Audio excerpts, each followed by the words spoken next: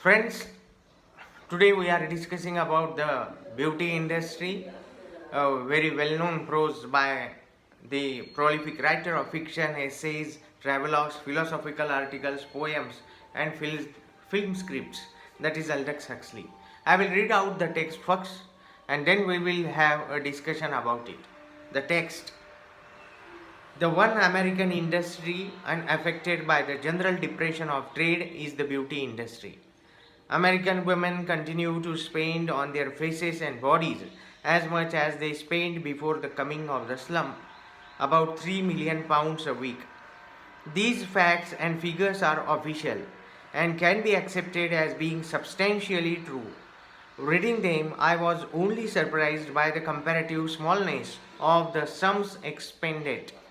From the prodigious number of advertisements of aids to beauty contained in the American magazines, I had imagined that the personal appearance business must stand high up among the champions of American industry, the equal or only just less than the equal of bottle legging and racketeering, movies and automobiles.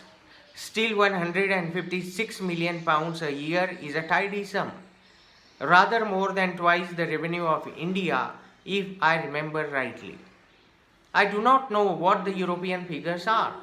Much smaller, undoubtedly. Europe is poor and face can cost as much in upkeep as a Rolls Royce.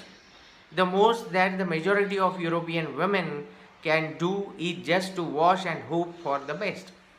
Perhaps the soap will produce its loudly advertised effects. Perhaps it will transform them into the likeness of those ravishing creatures who smile so rosily and creamily, so peachily and pearlily from every hoarding. Perhaps, on the other hand, it may not. In any case, the more costly experiments in beautification are still as much beyond most European means as are high powered motor cars and electric refrigerators. Even in Europe, however, much more is now spent on beauty than was ever spent in the past. No, quite so much more as in America, that is all. But everywhere, the increase has been undoubtedly enormous. The fact is significant. To what is it due? In part, I suppose, to a general increase in prosperity. The rich have always cultivated their personal appearance. The diffusion of wealth, such as it is, now permits those of the poor who are less badly off than their fathers to do the same. But this is clearly not the whole story. The modern cult of beauty is not exclusively a function of wealth. If it were, then the personal appearance industry would have been as badly hit by the trade depression as any other business. But as we have seen, they have not suffered. Women are retrenching on other things than their faces. The cult of beauty must therefore be symptomatic of changes that have taken place outside the economic sphere. Of what changes? Of the changes I suggest in the status of women, of the changes in our attitude towards the merely physical. Women, it is obvious, are freer than in the past. Freer not only to perform generally unalienable social functions, hitherto reserved to the male, but also freer to exercise the more pleasing feminine privilege of being attractive. They have the right, if not to be less virtuous than their grandmothers, at any rate to look less virtuous. The British matron, not long since a creature of austere and even terrifying aspect, now does her best to achieve and perennially preserve the appearance of what her predecessor would have described as a lost woman. She often succeeds, but we are not shocked, at any rate, not morally shocked. Aesthetically shocked, yes, we may sometimes be that, but morally no. We concede that matron is morally justified in being preoccupied with her personal appearance. This concession depends on another of a more general nature, a concession to the body with a large B to the Manichean principle of even. For we have now come to admit that the body has its rights, and not only rights, duties, actually duties. It has, for example, a duty to do the best it can for itself in the way of strength and beauty. Christian ascetic ideas no longer trouble us. We demand justice for the body as well as for the soul. Hence, among other things, the fortunes made by face cream manufacturers and beauty specialists, by the vendors of rubber reducing belts and massage machines, by the panties of hair lotions, and the author of books on the culture of the abdomen. What are the practical results of this modern cult of beauty? The exercises and the massage, the health motors and the skin. Food to what have they allayed? Are women more beautiful than they were? Do they get something for the enormous expenditure of energy, time, and money demanded of them by the beauty cult? These are questions which are difficult to answer, for the facts seem to contradict themselves. The campaign for more physical beauty seems to be both a tremendous success and a lamentable failure. It depends on how you look at the results.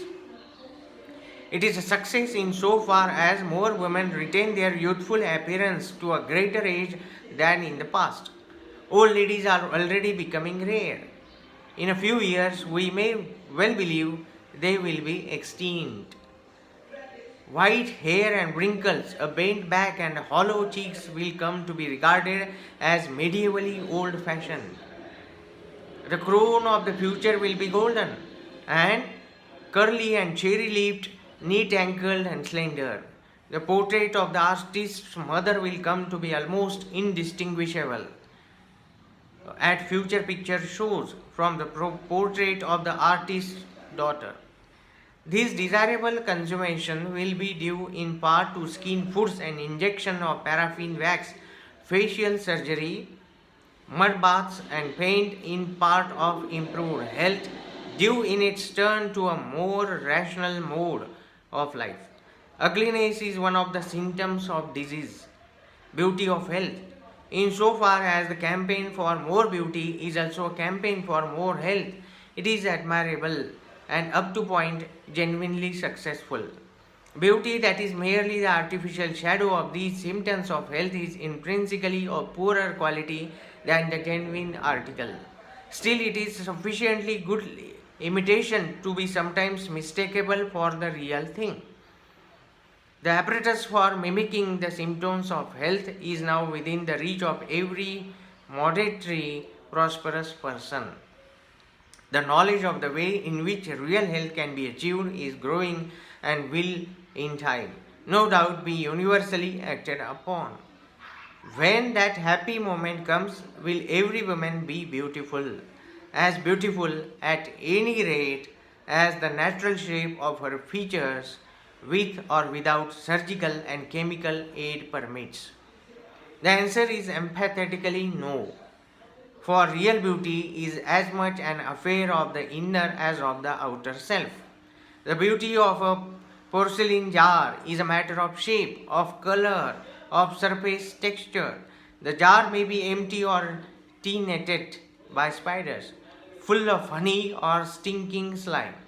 It makes no difference to its beauty or ugliness, but a woman is alive, and her beauty is therefore not skin deep. The surface of human vessel is affected by nature of its spiritual contents.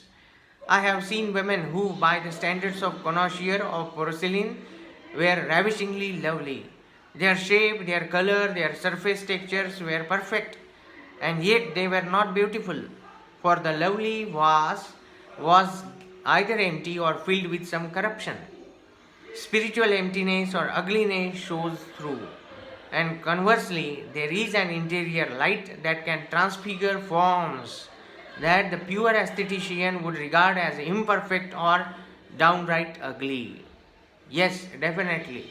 लक्षात घेण्यासारखी गोष्ट आहे. आपण बाहेरून किती आपल्या शरीराला मुलामा देण्याचा प्रयत्न केला, किती सुंदर ठेवण्याचा प्रयत्न केला, तरी सुद्धा आतून येणारा जो प्रकाश आहे, आतमध्ये असलेली जी सुंदरता आहे, ती सुंदरता निश्चितपणे तुम्हाला इतर सर्वांपेक्षा वेगळी ठरवते. म्हणून त्यामुळे सर्वात लक्षात घेण्यासारखी गोष्ट आहे की आतमधली सुंदरता आपल्याला हवी आहे. आणि आतमधली सुंदरता कोणाला येईल? जो आध्यात्मिक असेल त्यालाच ती आतमधली सुंदरता प्राप्त होईल. कारण तो स्वतःचा विचार न करता इतरांचा विचार करतोय. अध्यात्म हेच आपल्याला सांगताय की स्वतःचा विचार करू नको. त्या ज्या ईश्वराने तुला निर्माण केलेला आहे त्याचा तू विचार कर. आणि तो ईश्वर तुझ्यामध्ये तर आहेच आहे, परंतु त्याने निर्माण केलेल्या प्रत्येक व्यक्तीमध्ये आहे, वस्तूमध्ये आहे. ईच अँड एव्हरी अशी एकही ठिकाण नाही आहे की त्या ईश्वराची अनुभूती त्या ठिकाणी आपल्याला होऊ शकणार नाही. म्हणून त्यामुळे स्वयंप्रकाशित हो असं जे गौतम बुद्धाने सांगितलं ते ह्याच कारणासाठी सांगितलं. आतमध्ये असलेला जो प्रकाश आहे त्याला आपल्याला प्रकाशमान करायचा आहे. बाहेरून किती आपण त्याच्यावर मुलामे दिले तरी सुद्धा आपण प्रकाशित होऊ शकणार नाही. पुढच्या भागामध्ये हा पुढचा राहिलेला जो भाग आहे, उर्वरित जो भाग आहे तो आपण पाहणार आहोत.